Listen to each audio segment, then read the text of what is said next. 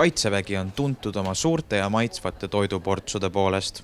Eesti Kaitseväe retseptikogus on üle 2000 retsepti, mille seast valides moodustatakse võimalikult mitmekesine nädalamenüü.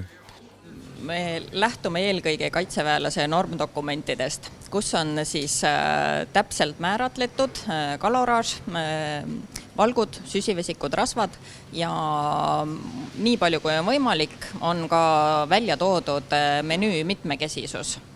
Et näiteks kalatooteid tuleb pakkuda 2 korda nädalas ja puuköögivilja palju tuleb pakkuda, et nendest saab siis alguse menüü koostamine. Talvisel ajal pakutakse sõduritele ligi 3800 kilokalori jagu toitu päevas.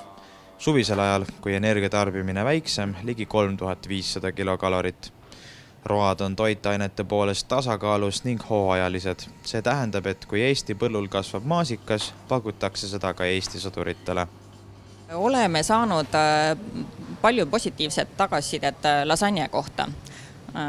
See võib olla siis sellepärast, et seda valmistatakse harvemini, aga see on kindlasti üks lemmikutest. Ja muidugi magustoidud. Milline on kõige lemmikum magustoit? Kirsitarretis vahukoorega või siis mangokreem.